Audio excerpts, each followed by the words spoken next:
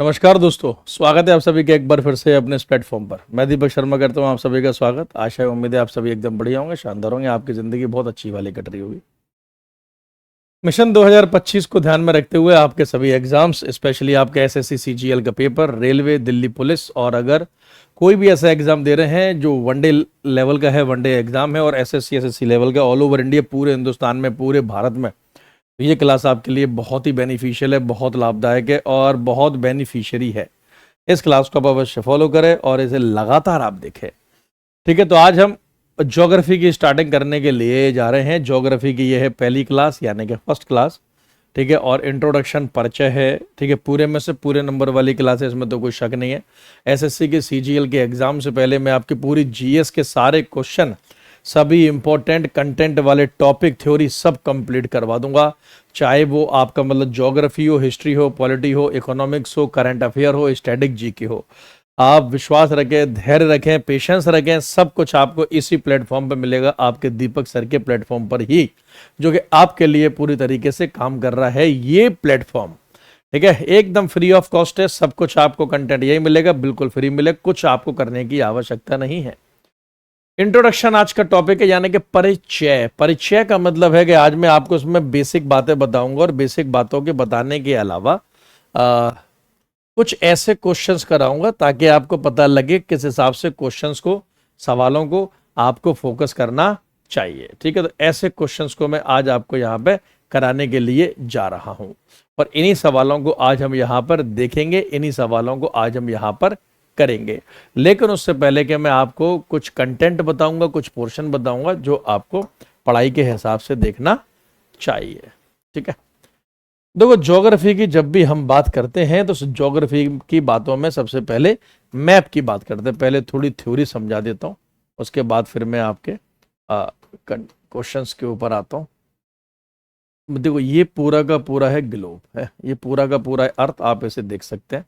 ये पूरा का पूरा ग्लोब है, ये पूरा का पूरा है अर्थ। इस ग्लोब में अगर आप ध्यान से देखें तो ये है 0 degree, 0 degree longitude. 0 degree longitude Hindi में कहते हैं 0 डिग्री देशांतर रेखा। और ये जो बीचों बीच में से निकल रही है, ये है आपकी 0 डिग्री लैटिट्यूड, यानी कि अक्षांश रेखा। तो लंबी वाली लाइनें आपकी लॉन्गिट्यूड होती हैं, और लेटी हुई लाइनें आपकी, लंबी वाली लाइनें लॉन्गिट्यूड देशांतर होती हैं, और लेटी हुई लाइनें आपकी लैटिट्यूड यानी कि अक्षांश रेखा होती हैं। अगर मैं इस डायग्राम को यहां पर बनाऊं, देखो अब ध्यान से देखना। जो बच्चे बिल्कुल फ्रेश हैं, अभी अभी उन्होंने तैयारी शुरू की है और पहली बार किसी एग्जाम को टारगेट कर रहे हैं, कि सब कुछ अगर आप वीडियो को देखते देखते साथ साथ बनाओगे तो आपके लिए बहुत फायदा होगा। इसमें अगर मैं आपको बताऊं, जैसे अर्थ है तो अर्थ के बीचों बीच से एक लाइन लेट के निकलती है, यानी कि पैरेलल निकलती है, समानांतर निकलती है। लेटी हुई लाइनों को हम लैटिट्यूड कहते हैं, अक्षांश रेखा कहते हैं। ये जो लाइन है आपकी, इसे 0 डिग्री लैटिट्यूड है, ये 0 डिग्री अक्षांश रेखा है। इसी का एक और नाम है इक्वेटर, यानी कि भूमध्य रेखा। इसी को हम कहते हैं इक्वेटर, या फिर आप इसे लिख सकते हो भूमध्य रेखा। ये भूमध्य रेखा है, ये इक्वेटर है। भूमध्य इसलिए क्योंकि ये भू के मध्य के बीचों बीच से निकलने वाली रेखा तो भूमध्य रेखा हो गई। इसे विषुवत रेखा भी कहते हैं। हिंदी में इसका एक और नाम है, भूमध्य के अलावा इसे कहते हैं विषुवत रेखा। तो विषुवत रेखा या भूमध्य रेखा इसे कहा जाता है।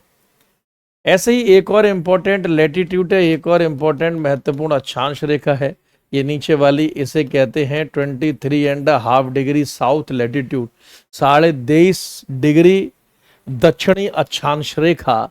इसका नाम है ट्रॉपिक ऑफ कैप्रिकॉर्न, इसी को कहते हैं मकर रेखा।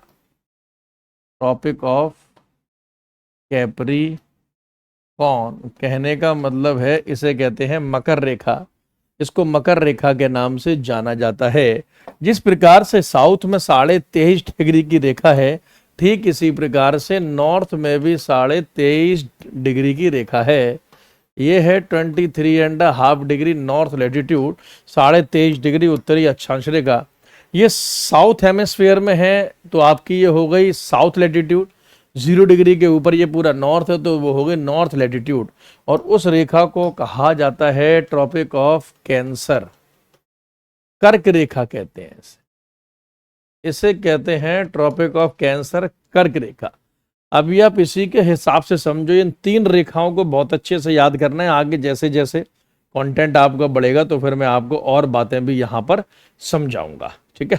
ट्रॉपिक ऑफ कैंसर यानी कर्क रेखा, तो 23.5 ऊपर वाली कर्क, 23.5 नीचे वाली मकर और बीच वाली इक्वेटर, ठीक है।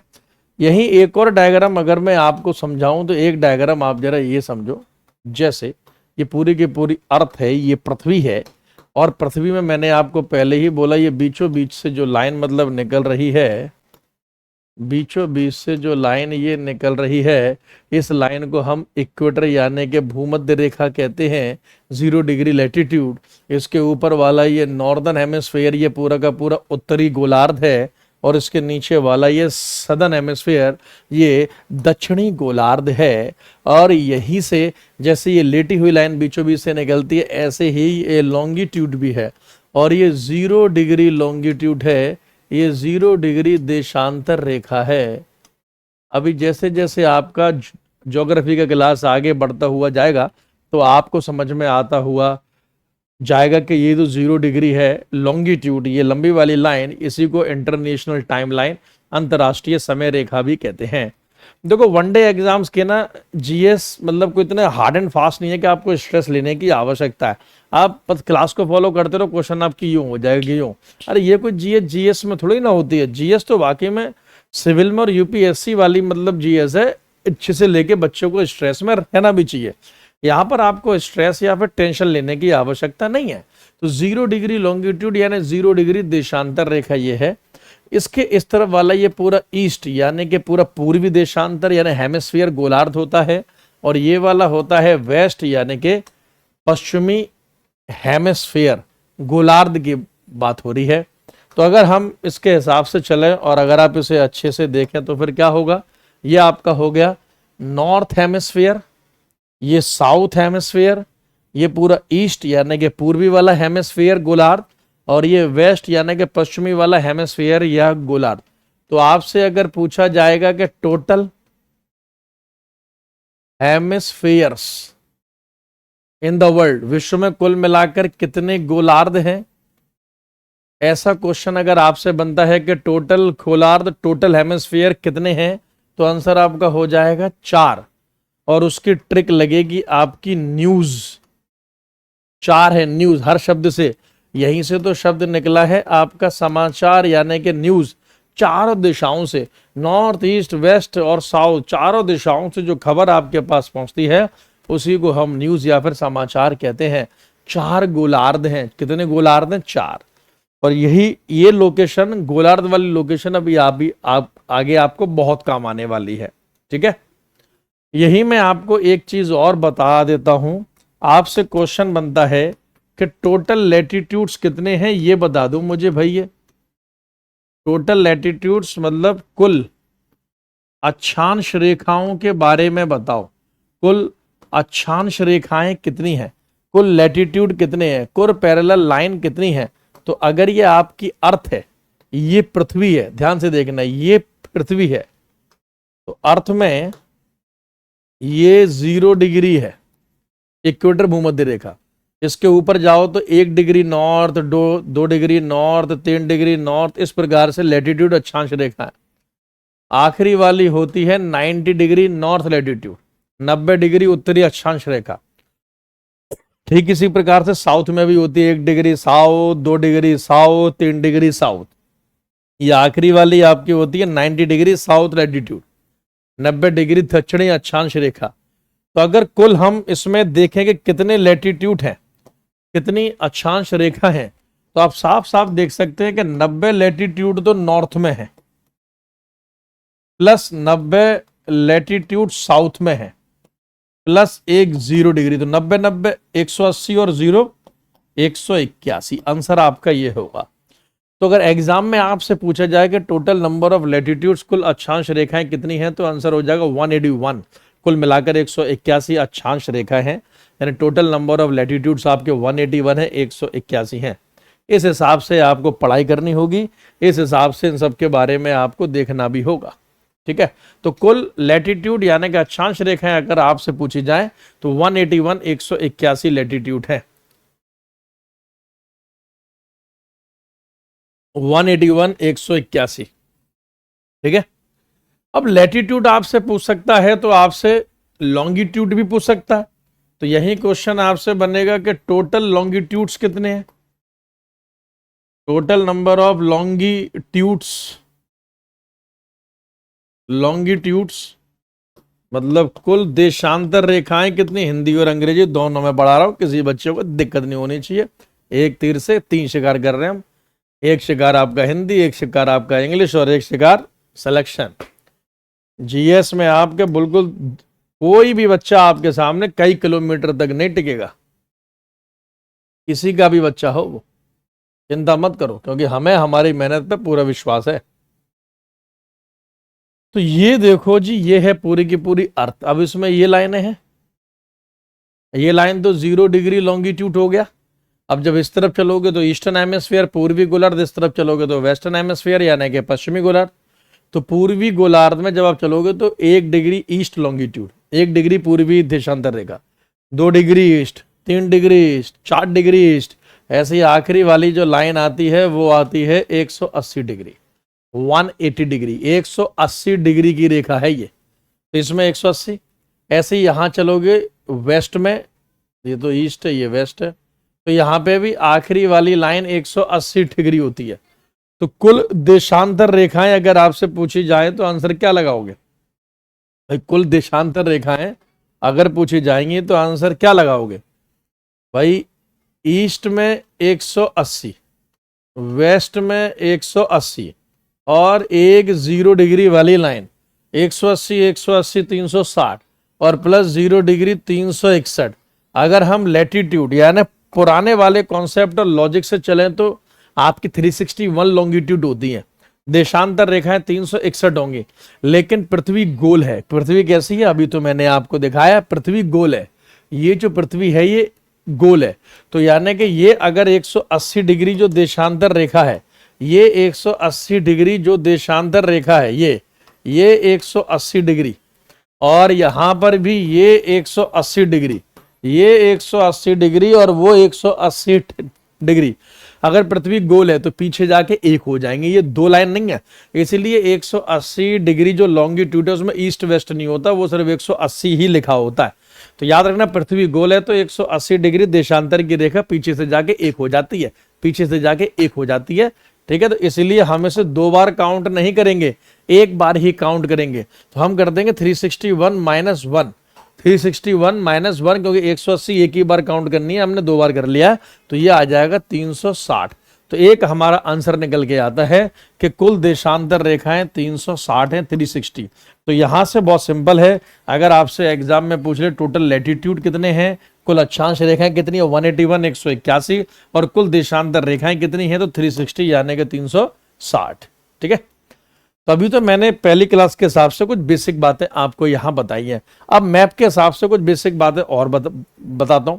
आपने अक्सर कुछ इस हिसाब से क्वेश्चन देखा होगा कि आपसे अक्सर क्वेश्चन मतलब पूछा जाता रहता है कि इसमें से कितना, कौन सा कॉन्टिनेंट कितना बड़ा है। पहले तो कुल मिलाकर कितने कॉन्टिनेंट है, अगर इस हिसाब से आपसे पूछा जाए तो कुल मिलाकर कॉन्टिनेंट कितने, महाद्वीप कितने, छोटे छोटे देश मिलकर एक कॉन्टिनेंट का निर्माण करते हैं। तो कुल मिलाकर there are total 7 continents in the world.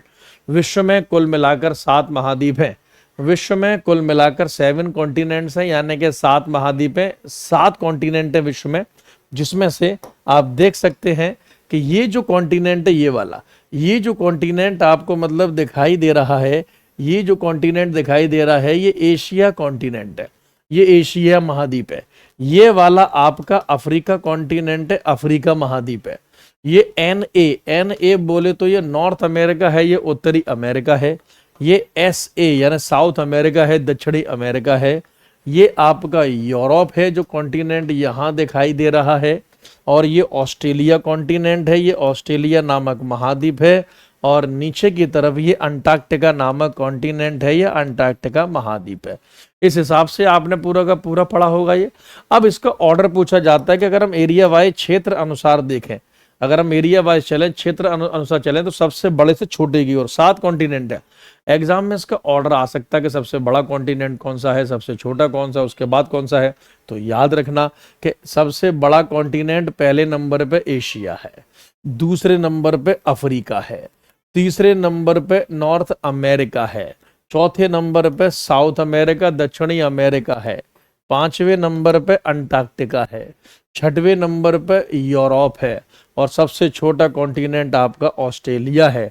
यानी एशिया कॉन्टिनेंट सबसे बड़ा है और ऑस्ट्रेलिया कॉन्टिनेंट सबसे छोटा है। ठीक है, इतने पॉइंट्स को आप अच्छे से बहुत याद कर लेना।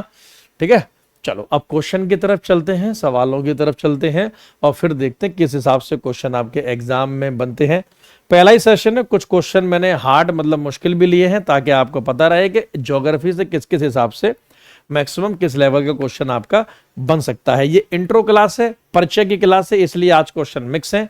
ज्योग्राफी की नेक्स्ट क्लास जो आपके सामने आएगी उसमें टॉपिक वाइज यानी कि चैप्टर वाइज हम क्वेश्चन करेंगे, और नेक्स्ट वाली क्लास के क्वेश्चन हम किस टॉपिक के ऊपर लेंगे वो मैं इसी वीडियो में आपको बता दूंगा, ताकि आप रिवाइज करके आए, जो भी आपके पास सोर्स हो या जिस किसी का भी बैच आपने ले रखा हो उससे। ठीक है, पहला क्वेश्चन, पहला सवाल ये रहा आपके सामने आपकी स्क्रीन पर। Radcliffe line demarcates the boundary between, Radcliffe रेखा किसके बीच की सीमा का सीमांकन करती है, बताओ। रेडक्लिफ लाइन किस किस को आपस में अलग करती है? इंडिया चाइना, भारत चीन, इंडिया पाकिस्तान, भारत पाकिस्तान, पाकिस्तान अफगानिस्तान, या इंडिया अफगानिस्तान। तो रेडक्लिफ रेखा मैं आपको जरा दिखा देता हूं एक बार मैप में, देखकर इंसान ज्यादा सीखता है। देखो इस मैप को जरा ध्यान से देखो जी आप। अरे एग्जाम वाले को अभी बेटा रुक जाना एक जगह है, बोर्ड भी हमारा अजीब ही है, आज बहुत फास्ट है, वैसे बहुत स्लो चलेगा, तेज बन रहा है। देखो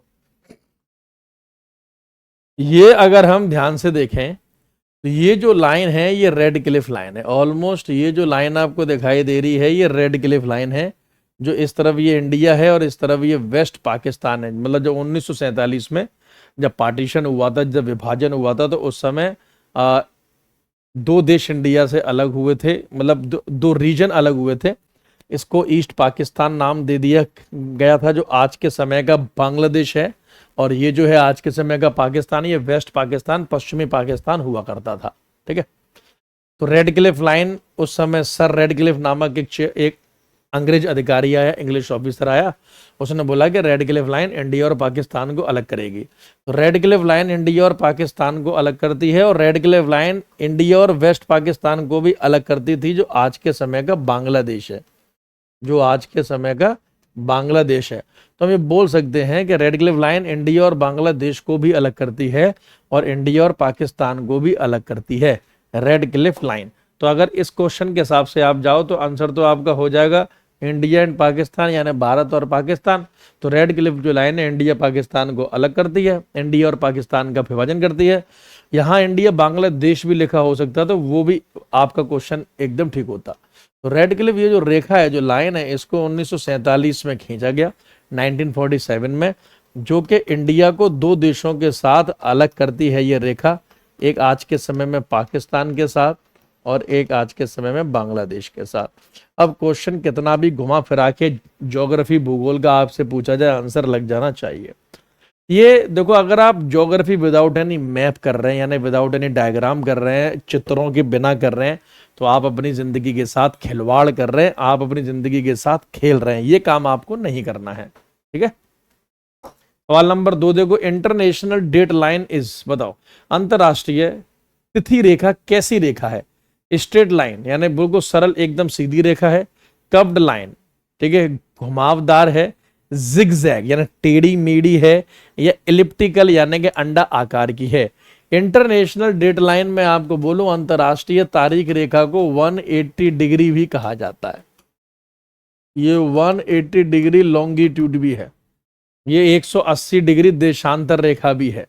तो 180 डिग्री देशांतर रेखा को अंतरराष्ट्रीय तारीख रेखा भी कहा जाता है। पूरे विश्व की तारीख इसी से निकाली जाती है।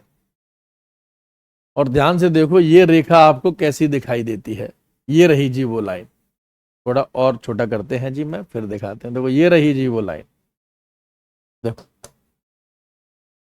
ये इस तरफ नॉर्थ अमेरिका, ये इस तरफ नॉर्थ अमेरिका और साउथ अमेरिका कॉन्टिनेंट है, ठीक है। और ये इस तरफ एशिया है, ये ऑस्ट्रेलिया है, ठीक है। और ये अंतरराष्ट्रीय तारीख रेखा पैसिफिक ओशियन प्रशांत महासागर से होते हुए गुजरती है।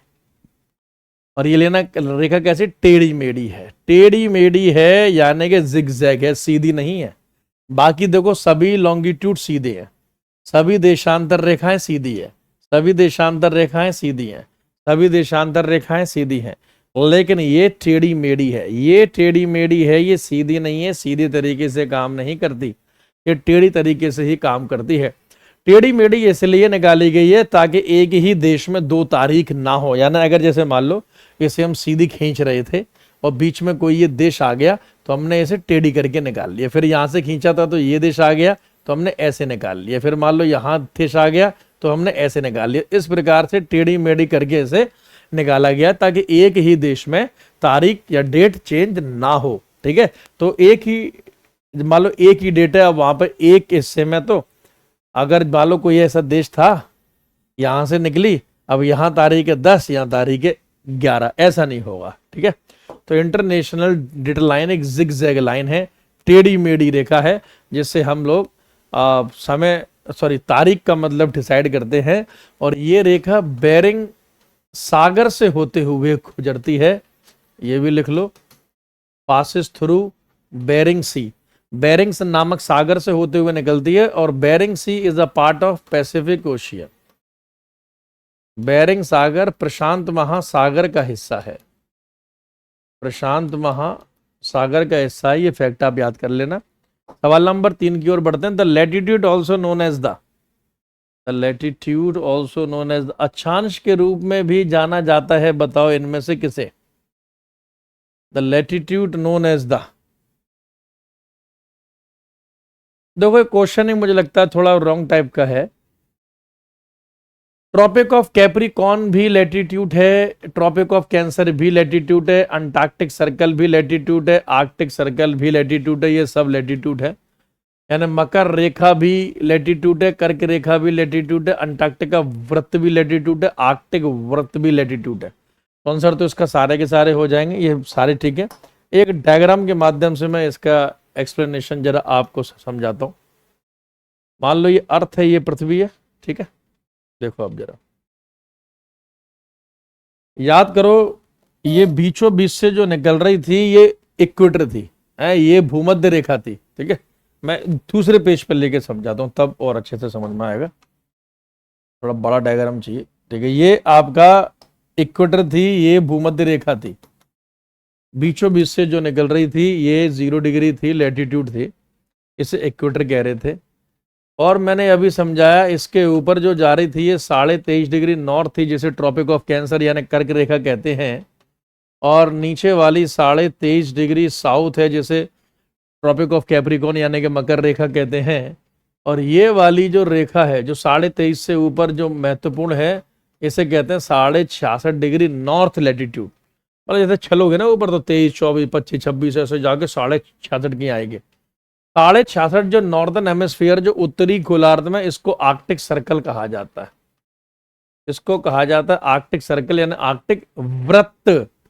और ऐसे ही जो नीचे वाले हेमिस्फीयर में 66.5 डिग्री साउथ लैटिट्यूड है, इसे अंटार्कटिक सर्कल कहा जाता है, इसे अंटार्कटिक सर्कल कहा जाता है, इसे कहा जाता है अंटार्कटिक वृत्त। तो अगर हम इस डायग्राम को ध्यान से देखें तो क्या निकलेगा, ये ट्रॉपिक ऑफ कैंसर यानी कर्क रेखा है, ये इक्वेटर ये भूमध्य रेखा है, ये कैप्रिकॉर्न यानी कि ये मकर रेखा है, यही तो डायग्राम निकल के आएगा।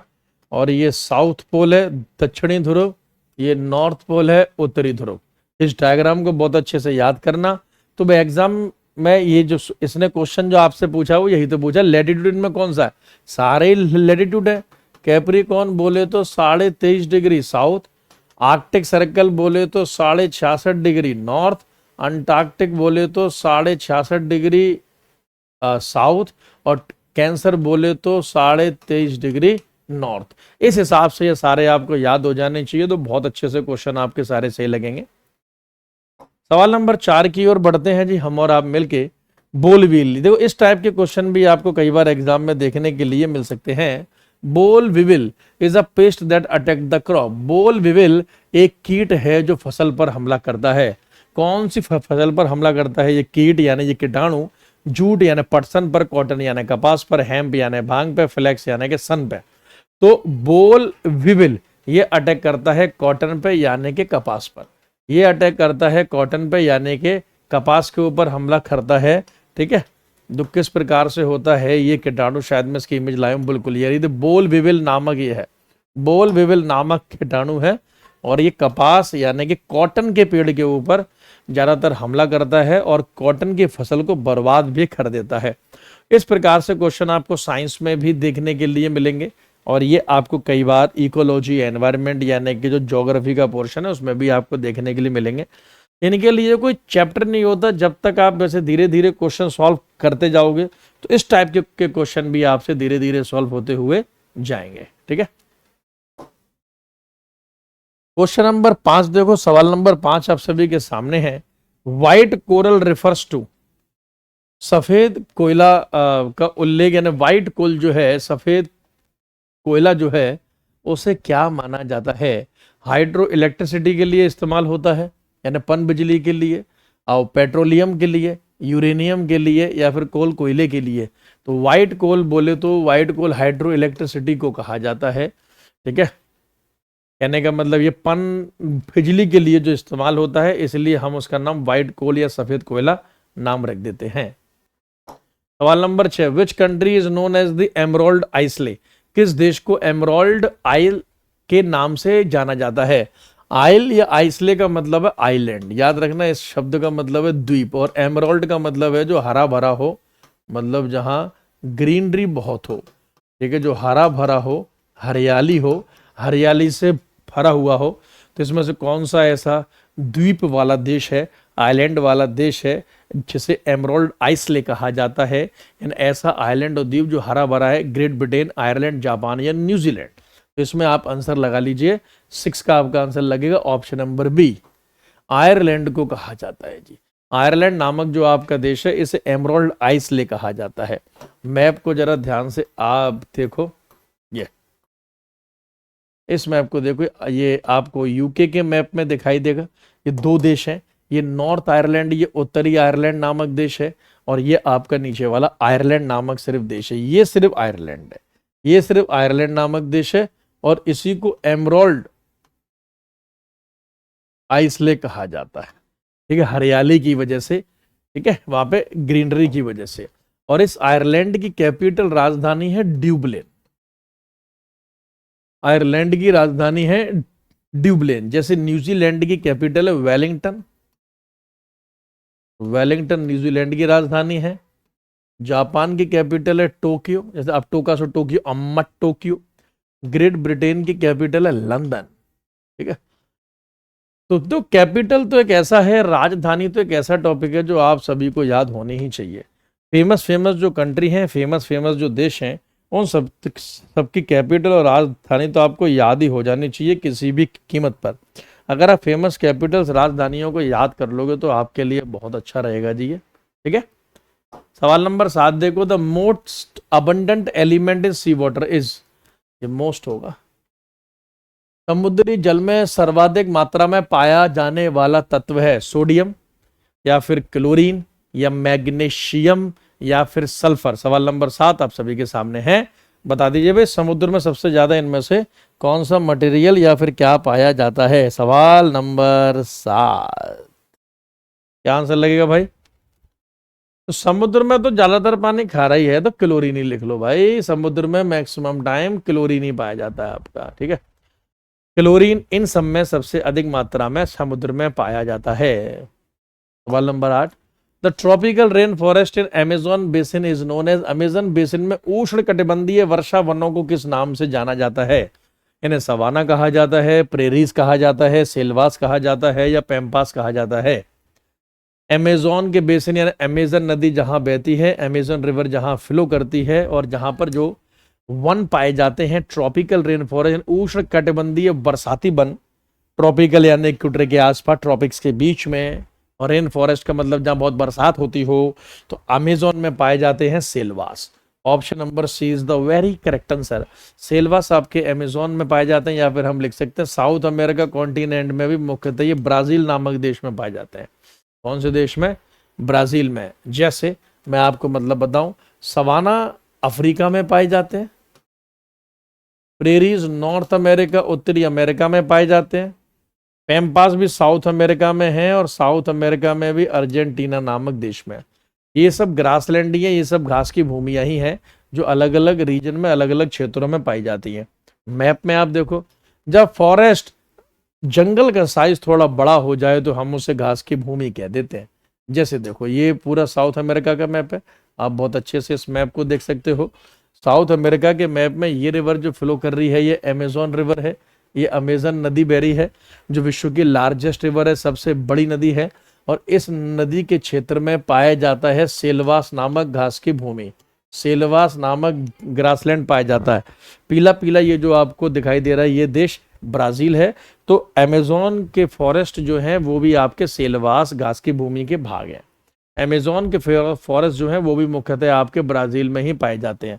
और ये जो अर्जेंटीना, ये जो हरा हरा देश आपको दिखाई दे रहा है, यहाँ पर पैम्पास नामक घास की भूमियां पाई जाती हैं। कौन सी घास की भूमियां मेरे मेरे बच्चों? यहाँ पे पैम्पास नामक घास की भूमियां पाई जाती हैं।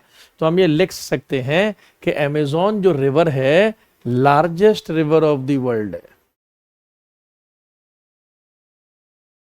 विश्व में सबसे बड़ी नदी। Largest river in the world is Amazon, यानी अमेजोन जो आपकी नदी है वो विश्व की सबसे बड़ी नदी है, मुख्यतः साउथ अमेरिका कॉन्टिनेंट आपके ब्राजील देश में मतलब बहती है। ठीक है, और ब्राजील की कैपिटल अगर आपसे पूछी जाए, राजधानी अगर आपसे पूछी जाए, तो ब्राजीलिया। ब्राजील की कैपिटल ब्राजीलिया। सॉन्ग भी सुना होगा ब्राजील, हाँ वही वाला ब्राजील। अमेजोन के जो फॉरेस्ट है, अमेजोन के जो जंगल हैं, उनके बारे में भी एक पॉइंट और लिख लो कि अमेजोन जो फॉरेस्ट हैं, जो जंगल हैं, इन जंगलों में पाया जाता है एनाकोंडा। नाम बहुत सुना होगा, एनाकोंडा। और एनाकोंडा एक पाइथन है, पाइथन बोले तो एक प्रकार का अजगर है। तो एनाकोंडा नामक पाइथन या अजगर पाया जाता है अमेजोन के जंगलों में। ये विश्व के सबसे लार्जेस्ट फॉरेस्ट है, सबसे बड़े जंगल है। तो largest forest of the world Amazon.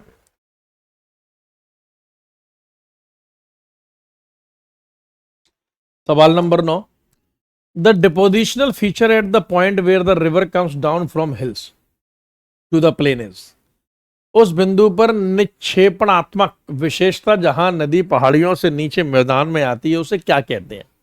Meander यानी विसर्प कहते हैं, वाटरफॉल झरना कहते हैं, लीवी यानी सिद्धू कहते हैं, एलुवियल फैन यानी कि जलोड़ कहते हैं, जलोड़ का क्षेत्र कहते हैं। देखो जरा, जहां नदी पहाड़ों से नीचे गिरती है उसे हम क्या कहते हैं? ध्यान से देखो इस मैप को जरा मेरे बच्चे ही। अब मान लो ये नदी आ रही है, स्काई ब्लू दिखाई दे रही होगी, नीली नीली सी, और जब ये पहाड़ों से नीचे आती है और इन मैदानी क्षेत्रों में जब ये उतरती है, मैदानी क्षेत्रों में जब ये उतरती है तो ये इसे एलुवियल फैन कहा जाता है। इसको एलुवियल फैन कहा जाता है, यानी जलोढ़ मिट्टी का क्षेत्र कहा जाता है, जलोढ़ मिट्टी का क्षेत्र कहा जाता है। और ये बहुत ही फर्टाइल एरिया होता है, बहुत ही उपजाऊ भूमि होती है। ठीक है, तो एलुवियल क्षेत्र है जलोढ़। तो जहां से कोई भी नदी पहाड़ों से प्लेन एरिया में एंट्री करती है उसके आसपास का जो क्षेत्र वो आपका एलुवियल फैन है, यानी ऐसी मिट्टी का क्षेत्र जहां पर जलोढ़ मिट्टी इकट्ठी हो जाती है और बहुत ही फर्टाइल एरिया होता है ये। ठीक है, उपजाऊ क्षेत्र होता है, फर्टाइल लैंड में आता है, उपजाऊ होता है ये। सवाल number 10, in which of the following country is the ratio of hydroelectric generation to the total electricity generation the highest? निम्नलिखित में से किस देश में जल विद्युत उत्पादन और कुल विद्युत उत्पादन का अनुपात सबसे अधिक है? नॉर्वे में, स्वीडन में, इटली में या डेनमार्क में? बताओ भाई, कौन से देश में हाइड्रो इलेक्ट्रिसिटी का उत्पादन सबसे ज्यादा है, यानी पन बिजली सबसे अधिक बनाई जाती है, यानी पानी का इस्तेमाल मैक्सिमम बिजली के लिए किया जाता है? तो इन देशों में सबसे ज्यादा नॉर्वे में ये काम होता है। नॉर्वे यूरोप का एक देश है, ठीक है, और कैपिटल ऑफ नॉर्वे आपकी ओस्लो है। ओस्लो नॉर्वे की राजधानी है। इस मैप को जरा ध्यान से देखो, ये रहा भाई यूरोप का मैप, और यूरोप का मैप आप देख सकते हैं। इस तरफ फिनलैंड नामक देश है, फिनलैंड के बगल में स्वीडन है, और स्वीडन के बगल में पिल्ला पिल्ला जो आपको दिखाई दे रहा है ये नॉर्वे है। नॉर्वे की कैपिटल आपकी ओस्लो है। नॉर्वे को हम लैंड ऑफ मिडनाइट सन भी कहते हैं, यानी मध्य रात्रि की भूमि, लैंड ऑफ मिडनाइट सन, आधी रात की सूर्य की भूमि, मध्य रात्रि की सूर्य की भूमि, land of midnight sun, Norway. जैसे नॉर्वे की कैपिटल ओस्लो है, वैसे स्वीडन की कैपिटल आपकी स्टॉकहोम है। Capital of Sweden is Stockholm. Italy की कैपिटल आपकी रोम है, capital of Italy is Rome. और डेनमार्क की कैपिटल आपकी कोपनहेगन है। डेनमार्क की कैपिटल आपकी कोपनहेगन है। डेनमार्क इज द कैपिटल, ठीक है। तो डेनमार्क की कोपनहेगन नामक, तो राजधानी आपको बहुत अच्छे से याद होनी चाहिए। किसी ना किसी सेट और शिफ्ट में एक दो क्वेश्चन आपको कैपिटल राजधानी का अवश्य मिलेगा। सवाल number 11, the trans Siberian railway links. बताओ, ट्रांस साइबेरिया रेल किस किस को आपस में जोड़ती है? किस किस को आपस में छोड़ती है? बाल्टिक किनारे को उत्तरी सागर के साथ, लेनिनग्राद को ओल्डियोस के साथ, ब्यूनस एरिस को वालपरेसो के साथ, या लेनिनग्राद को व्लादिवोस्तोक के साथ? ट्रांस साइबेरियन रेलवे लिख लो, विश्व की सबसे लंबी रेल लाइन है, longest railway line in the world. विश्व की सबसे लंबी रेल लाइन है ये ट्रांस साइबेरियन रेलवे या ट्रांस साइबेरियाई रेल। लगभग 9,000 किलोमीटर के आसपास लंबी होगी ये, और ये लाइन जोड़ती है लगभग सेंट पीटर्सबर्ग यानी मॉस्को को व्लादिवोस्तोक शहर से। लेकिन मॉस्को और सेंट पीटर्सबर्ग है नहीं, तो इसलिए उसके पास का शहर लेंगे लेनिनग्राद। तो आंसर लगा लो, ऑप्शन नंबर डी हो जाएगा। 11 का आंसर डी हो जाएगा आपका। लेनिनग्राद नामक शहर को व्लादिवोस्तोक के साथ जोड़ती है, व्लादिवोस्तोक, ठीक है। देखो शहर को जरा मैप में देखो, रशियन नाम है तो वोस्तोक, यही तो मैप आपको देखना है मेरे बच्चे। ये ध्यान से देखो, ये सेंट पीटर्सबर्ग से ये रेलवे लाइन शुरू होती है, और यहां से चली चली चली चली चली चली चली चल रही है, चल रही है, चल रही है, चल रही है, चल रही है व्लादिवोस्तोक। आखिरी का जो शहर है व्लादिवोस्तोक। तो एक्चुअली में ये रेल लाइन जो है ये आपकी सेंट पीटर्सबर्ग से शुरू होती है, और ये 89 देखो ये रेलवे लाइन शुरू हुई थी 1904 में, 1904 में इस रेल लाइन की शुरुआत हुई थी, ठीक है। और ये लगभग आपकी 9,500 किलोमीटर है, 9289 किलोमीटर लंबी है ये, 9289 किलोमीटर। तो 1904 में ये शुरू हुई, 1904 में ये स्टार्ट हुई, और ये लगभग 9000 किलोमीटर के आसपास लंबी है। और एक्चुअल में ये रशिया में चलती है, साइबेरिया का मतलब ही रशिया है। विश्व की सबसे लंबी रेल लाइन तो है रूस में है, ये सेंट पीटर्सबर्ग से है, सेंट पीटर्सबर्ग टू व्लादिवोस्तोक है, सेंट पीटर्सबर्ग टू व्लादिवोस्तोक है, ठीक है। दोनों ही आपके ये शहर रशिया में हैं, यानी कि रूस में है। दोनों ही शहर आपके रशिया में है, रूस में है, ठीक है। सवाल number 12, what is the average salt content in a litre of sea water? 1 litre समुद्री जल में औसत नमक की मात्रा कितनी होती है? बताओ, 1 लीटर अगर समुद्री पानी है तो लगभग कितना उसमें ग्राम नमक होगा? 39 ग्राम, 37 ग्राम, 35 ग्राम, 32 ग्राम। तो अगर हम बात करें सी वाटर में सैलिनिटी की, लवणता की कि भाई कितना नमक पाया जाता है, तो 3.5% के आसपास पाया जाता है। 3.5% के आसपास आपका नमक पाया जाता है, तो हम बोल सकते हैं कि 35 ग्राम नमक पाया जाता है। 35 ग्राम नमक पाया जाता है, ठीक है। 1 लीटर समुद्र के पानी में एवरेज के तौर पे, औसत के तौर पे आपको 35 ग्राम सॉल्ट या नमक की मात्रा देखने के लिए मिलेगी।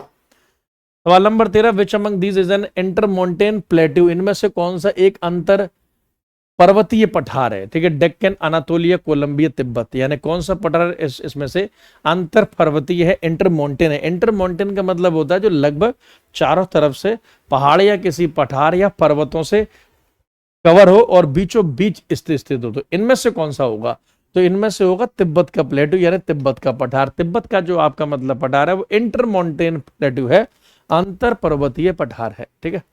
अंतर पर्वतीय पठार है वो, इसको आप इस मैप में ध्यान से देख सकते हैं। जैसे ये तिब्बत के पठार है, और तिब्बत के पठारों के ऊपर अगर हम फोकस करें तो ये तिब्बत के पठार है। यहाँ से भी हिमालय माउंटेन इन्हें कवर करते हैं, यहाँ से भी माउंटेनियस रीजन इन्हें कवर करेगा। तो ये बिल्कुल लगभग बीचों बीच पड़ जाते हैं। इंटर माउंटेन यानी कि पहाड़ों से घिरा हुआ एक पर्वत, तिब्बत का पठार। और तिब्बत के पठार से आपको पता है ये यहाँ से आपको इंदस सिंधु नदी भी निकलती है, ब्रह्मपुत्र नदी भी निकलती है, यहीं से सतलुज रिवर या सतलुज नदी भी निकलती है। बहुत सारी रिवर तिब्बत के पठारों से निकलती हैं।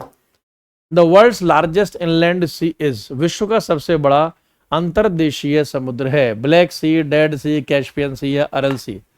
सबसे बड़ा लार्जेस्ट इनलैंड सी यानी ऐसा सागर, ऐसा समुद्र या ऐसा पानी का भाग जो चारों तरफ से लैंड मास से ही घिरा हुआ है, मतलब जो किसी पानी को नहीं छूता, चारों तरफ से घिरा हुआ है और साइज में बहुत बड़ा है इनमें। तो इसमें सबसे बड़ा है कैस्पियन सी यानी कैस्पियन सागर। सवाल नंबर 14 का आंसर हो जाएगा सी, कैस्पियन सी। कैस्पियन सागर आपको पता है, कैस्पियन सागर विश्व की लार्जेस्ट लेक है, ये सबसे बड़ी झील है। Largest lake in the world है, ये विश्व की सबसे बड़ी झील है। सागर इसलिए बोल देते क्योंकि इस झील का साइज बहुत बड़ा है, तो सम्मान देने के लिए इसके नाम में सागर या सी लगा दिया जाता है, ठीक है। मैप में जरा ध्यान से आप देखो, ये पूरा एशिया का मैप है, और एशिया के मैप में ये जो लोकेशन आपको दिखाई दे रही है ना जी, ये आपका है कैस्पियन सी, कैस्पियन सागर। मार्कर चेंज करो, ये है आपका कैस्पियन सी, कैस्पियन सागर। 5 देश कैस्पियन सी, कैस्पियन सागर को छूते हैं, और एशिया कॉन्टिनेंट में है ये, ठीक है। और ये सॉल्ट वाटर लेक है, यानी कि ये खारे पानी की है, इसका पानी खारा है। कैसा है? खारा है। विश्व की सबसे बड़ी झील कैस्पियन सी, कैस्पियन सागर। एल्बर्ट कैनाल लिंक्स, बताओ एल्बर्ट नहर किस किस को आपस में जोड़ती है? तो ये आखिरी क्वेश्चन है, 15वां क्वेश्चन। ये मैं आपको कमेंट बॉक्स में ड्रॉप कर रहा हूं, आप कमेंट में लिखकर मुझे बताएं, ठीक, कमेंट बॉक्स में मतलब लिखकर बताएं। ये होमवर्क है, गृह कार्य आपके लिए। इस प्रकार के क्वेश्चन भी आपसे रहेंगे। Albert canal, Soo canal, Suez canal, कील कैनाल, इंदिरा गांधी कैनाल, बहुत सी ऐसे 4-5 नहरें हैं पूरे विश्व में। पैनामा कैनाल, जहां से क्वेश्चन आपके बनते ही बनते हैं। तो नेशनल और इंटरनेशनल लेवल पे कैनाल्स यानी कि नहरों का क्वेश्चन बनेगा ही बनेगा आपके एग्जाम में, ऐसा हो नहीं सकता। अगर योद्धा हो तो हर हथियार को तैयार रखो, रेडी रखो, ताकि आपको कोई दिक्कत ना आए। तो ये ज्योग्राफी की पहली क्लास मैंने आपकी ली है, थ्योरी प्लस एमसीक्यू के साथ ली है, यानी इसमें थ्योरी भी कराई मैंने आपको और एमसीक्यू भी मैंने आपको इसमें कराए हैं। ज्योग्राफी की प्लेलिस्ट अलग से आपकी रेडी कर दूंगा, मैं तैयार कर दूंगा, वहां आप फॉलो कर लेना। ये पीपीटी पीडीएफ प्राप्त करने के लिए जीएस बाय दीपक शर्मा के नाम से टेलीग्राम होगा, उस टेलीग्राम को आप सभी फॉलो कर सकते हैं, ठीक है। आप आराम से मतलब फॉलो करें, उस टेलीग्राम को आप आराम से देखें। दीपक शर्मा सर जी के जीएस के नाम से तो यूट्यूब है ही, अगर ये किसी ने अभी तक फॉलो नहीं किया है, जहां आपकी सारी क्लास चल रही है वहां आप फॉलो करो। इससे पहले आप देख सकते हैं पॉलिटी के भी वीडियो आपके सामने आ चुके हैं, 5 क्लास आपकी पॉलिटी में आ चुकी हैं। पॉलिटी एमसीक्यू बाय दीपक सर के नाम से आपकी अलग प्लेलिस्ट है, ठीक है, आप इसे फॉलो करना, ठीक है। तो आप पॉलिटी भी साथ साथ चलेगी, 2 सब्जेक्ट में आपको साथ साथ इसमें चलाऊंगा, पॉलिटी और ज्योग्राफी को, ठीक है। पॉलिटी ज्योग्राफी साथ साथ हम पढ़ेंगे। 5 क्लास आपकी पॉलिटी की हो चुकी है और पहली क्लास आपकी ज्योग्राफी की आ चुकी है और 6वीं क्लास जो नेक्स्ट होगी आपकी पॉलिटी की आएगी। डेली शाम को लगभग 8 बजे के आसपास आपका वीडियो एक्टिव हो जाता है, शेड्यूल्ड हो जाता है। तो वीडियो को आप बिल्कुल अवश्य देखा करें। जो कुछ भी आपको दिक्कत हो आप नीचे कमेंट बॉक्स में अवश्य मतलब लिख सकते हैं। जीएस बाय दीपक शर्मा के नाम से ये पूरा टेलीग्राम है, आप इसे टेलीग्राम ज्वाइन करें। यहाँ पर पूरा पीडीएफ वगैरह सब कुछ आपको देखने के लिए मिलती। जैसे कल जो मैंने आपको क्लास कराई, ठीक है, उसकी पीडीएफ अभी तक अपलोड नहीं की, लेकिन मैं बहुत जल्दी आपको उसकी पीडीएफ भी अपलोड करवा दूंगा। इससे पहली वाली आप देखो, जैसे ये पीडीएफ है, ठीक है, पॉलिटी की जो क्लास मैंने कराई थी डीपीएसपी वाली है, इसकी ये पूरी पीडीएफ मैंने आपको दी है। तो क्वेश्चन का सॉल्यूशन, इन क्वेश्चंस को अपने पास गूगल ड्राइव में सेव करके रखो आंसर की के साथ। जैसे आंसर मैंने लगा रखे, हालांकि लास्ट में मैं आंसर की का पेज भी अटैच करवा देता हूँ, इसलिए पीडीएफ को अपलोड कराने में थोड़ा टाइम भी लग जाता है, क्योंकि सॉल्यूशन करने के बाद फिर वो स्टाफ के पास पहुँचती है, स्टाफ इसको देखकर उसमें आंसर की सेट करता है, फिर आपके पास शेयर करता है। ठीक है, तो अगर कुछ शिकायत रह गई हो, कुछ कहना हो, तो आप इस वीडियो के कमेंट बॉक्स में मतलब लिख सकते हैं अपनी कोई भी बातचीत। ठीक है, कुछ भी कहना हो। आज की जो थी वो क्लास, वो ज्योग्राफी का इंट्रोडक्शन वाला हम लोगों ने पार्ट किया है, इंट्रो वाला पार्ट मतलब यहाँ किया है। ठीक है, इस बार एसएससी सीजीएल को टारगेट कर रहा हूँ मैं बहुत अच्छे से आप लोगों के लिए। जीएस में कोई भी कमी नहीं रहने दूंगा, ये मेरा आपसे वादा है। कोई भी आपको मतलब ये सीरीज आपके लिए एग्जाम तक एकदम फ्री रहेगी, बिल्कुल फ्री ऑफ कंटेंट है, इसी चैनल पे, इसी प्लेटफॉर्म पे, कुछ और देखना नहीं है। क्योंकि मैं सिंपल बात आपसे यही कहूंगा, कोई नहीं है टक्कर में, आगे तो आप समझदार हो, मत पढ़ो किसी के चक्कर में, आप बिल्कुल आराम से पढ़ते रहो। आपका सिलेक्शन ही मेरी जिंदगी का उद्देश्य है। वीडियो के कमेंट बॉक्स में आप अवश्य लिखें कि आपको अगर कुछ और किन किन टॉपिक में, सब्जेक्ट्स में दिक्कत आ रही है। बहुत जल्दी थ्योरी वाला, कंटेंट वाला पोर्शन भी आपको मिलने शुरू हो जाएगा। Thank you so much, bye bye, take care, all the very best guys. आप अच्छे से पढ़ें, सिलेक्शन लें। जय हिंद, जय भारत।